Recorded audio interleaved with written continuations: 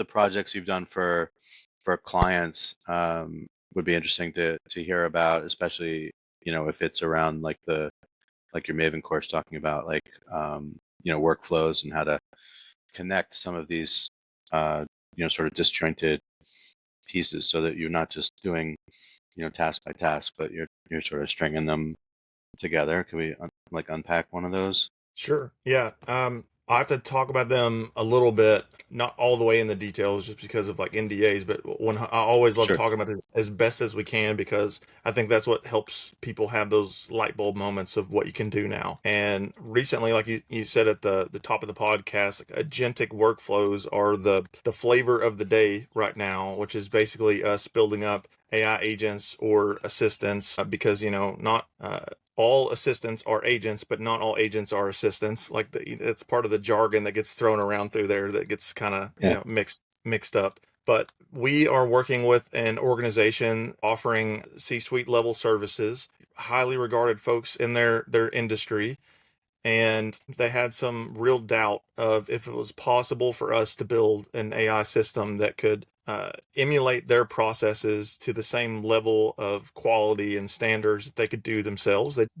There were some believers and non-believers on the team there, and Yep. essentially what the workflow is that they wanted to set up is when they hire or when they bring on a new client, they'll go through this discovery phase where their clients will send through all of these different files. They could be PDFs, documents, PowerPoints, financial statements, organizational charts, like literally anything that you could think of. This fractional team goes through all that.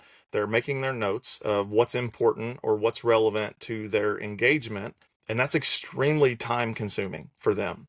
And what could potentially be relevant in this engagement based on this just random array of different files that we're looking at? They wanted to see if we could set up an agentic workflow that could help them with that process. And we've been able to do that where those files can now still hit the drop zone folder that goes through a team of agents that will review each of those files. We've got it set up right now for just 5. That's enough. So 5 different agents will look at the same file. They all are writing their own summary or extraction of what they think is relevant or could be relevant for this fractional team. And then they pass along that summary to a different agent that's going to review all of that work. And then it will then make a summary of the summaries. Beyond that, there will be an evaluator step. So this is kind of like if you've heard of the chain of density framework for chain of density summarization, where it's taking and writing a denser and denser summary, definitely helped influence the way that this works. Our goal is to have a one-page summary that is written that anyone on this team can pick up without having any other knowledge about this organization or the project at hand, and be able to know all the details that are most pertinent for them and the type of work that they do related to this potential client. I will say that we've done that, and per their own evaluations from this team, they gave it marks of 11 out of 10. I think the worst evaluation that we got from them was a 9 out of 10, and I'll take that. But they really didn't think it was possible, and it even went as far as it was able to take things from these files that weren't even explicitly said on the page and do reasoning and thought processes behind it that the human team would have done. And one example is on this org chart, the number 2 person on the org chart said acting on it. So it looked like a regular organizational chart, had everyone's name, their position, and the department that they worked in, and that's it, nothing else. But the number 2 in charge said acting, and in the summary that got sent to the fractional team, it made a comment, and it said that since this person is now in the acting position, that shows that this organization that you're working with is in a transitional period. That could mean that they're going to be much more open to additional changes in the work that you all are going to be performing for them in their engagement.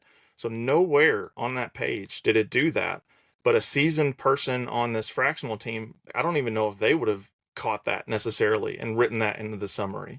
I definitely tell people that this is not just about rote tasks and drudgery. This knowledge work is affected as well. I'm not saying we remove knowledge workers as these things advance, but you've got to really understand how to best position yourself and your own human, I'd like to call them now durable skills, right? Because as AI takes on some of their tasks that were previously the domain of humans and human cognition, human creativity, where we can think about how to, reposition ourselves and the value that we create, the better off we are. So it sounds like, I mean, you're saving a tremendous amount of hours because it's not those resources, or not, are experienced and tenured, and they've got the domain knowledge, they've got the work experience, they've got a lot of value, but they're also expensive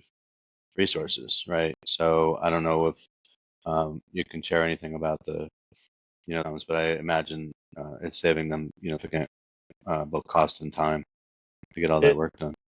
it definitely is. Their reasoning behind this is that they're a small team and they wanted to be able to scale. The demand is much greater than what they can currently supply.